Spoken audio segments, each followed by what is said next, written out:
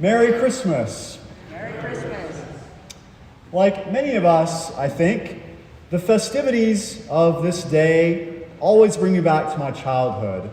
Growing up, there were so many magical moments to look forward to each Christmas.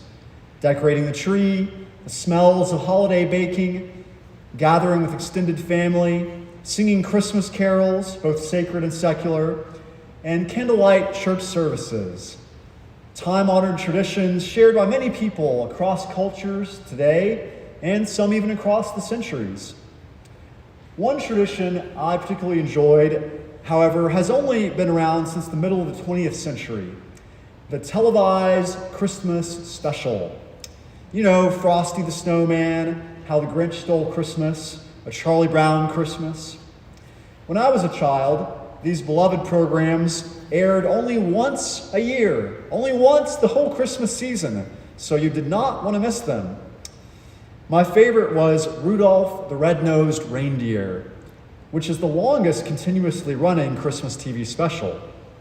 First broadcast in 1964, it's based on a 1939 poem by Robert L. May and a song by Johnny Marks that hit number 1 on the charts in 1949 with a recording by Gene Autry. Most of you have probably seen the film, I suspect, featuring stop-motion puppet animation that I found both fascinating and strange, adding to the magic of the movie. Even if you haven't seen it recently, perhaps you remember that Rudolph is an outcast because of his distinctive nose, large, red, and glowing. His family tries to cover it up with mud, and then they put on a fake nose, but it doesn't work. And he's left out of all the reindeer games. Rejected by his peers, Rudolph becomes friends with Hermie, an elf who feels out of place. And many adventures follow, including Rudolph's visit to the island of misfit toys. Toys that are not quite perfect, who just want to be loved. After Rudolph finds his way back home, a terrible snowstorm threatens to cancel Santa's Christmas journey around the world. But Rudolph's bright, shining, glowing nose saves the day because he's able to guide the flying sleigh through the storm. They stop at the island of misfit toys so that Santa can find them homes where they'll all be loved. As a child, I was lucky enough to have a family who loved me, but like Rudolph, Hermie, and the misfit toys, I often felt a little out of place, a little different. Rudolph showed me and millions of other children that everyone should be included, and that sometimes the things that make us different are actually quite wonderful. So they went with haste and found Mary and Joseph and the child lying in the manger.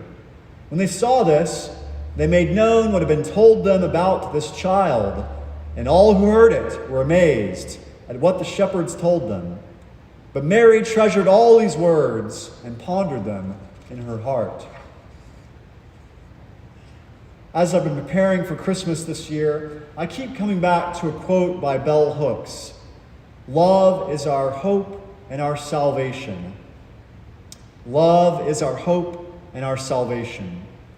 Hooks was a pioneering writer, activist, and educator who passed away earlier this month. She came first to the national stage in the 1970s with a critique of the feminist movement for leaving out women of color and working class women. As the New York Times noted, she called for a new form of feminism, one that recognized differences and inequalities among women as a way of creating a new, more inclusive movement. The foundation for her work was her spirituality. Raised a Christian, she continued to participate in church as an adult, and she also drew from the wisdom and spiritual practices of other traditions, including Buddhism and the Sufist mystical tradition within Islam. She believed that the central teaching of all religions is love. After establishing herself as a powerhouse in academia, she devoted much of her later career to writing and teaching about love. But for Hooks, love and activism and study were all intertwined. She said, "I believe wholeheartedly that the only way out of domination is love. And the only way into really being able to connect with others and to know how to be is to be participating in every aspect of your life as a sacrament of love. A sacrament of love. This is what we celebrate at Christmas. A sacrament is an outward and visible sign of an inward and spiritual grace. Through the incarnation, God becomes human. The inward and spiritual grace of the divine takes on the outward and visible signs of flesh and bone. Love becomes human, for God is love. Through Jesus Christ, we experience the embodiment of love in a person. As a child, I learned about love from my family and my church, but honestly, that Rudolph Christmas special taught me a lot too. Recently, I looked into its history, and the man who wrote the poem that inspired the song, that inspired the movie, was Robert L. May. Like his creation, Rudolph, he too saw himself as an outcast. At 35, he was also disappointed in himself because he was still writing advertising copy for catalogs instead of that novel he'd always dreamed of. He worked for the department store Montgomery Ward, which decided one year to produce its own Christmas book. May was chosen for the assignment, but when he showed his boss the Rudolph story he dreamt up, the response was, "Can't you come up with anything better?" But May believed in the story, and he persisted. And in the midst of the project, though, his wife died, and May became a single father. His boss, who'd come on board with Rudolph, offered to take the Christmas project off his hands to give him more time. But May said, "I need Rudolph more now than ever." May found healing in sharing his story of unique individuals who found love, companionship, and community with one another. To put it in the language of the church, Rudolph, Hermie, and the misfit toys show us that we are all children of God, and that when we come together and embrace ourselves and one another, we build the beloved community, the kingdom of heaven. Love is our hope and our salvation. One of the offertory sentences in the Book of Common Prayer's service of Holy Eucharist is, "Walk in love as Christ loved us and gave himself for us, an offering and sacrifice to God." It's taken from Ephesians. Walk in love indicates that love is on the move. It's not static. Love is action.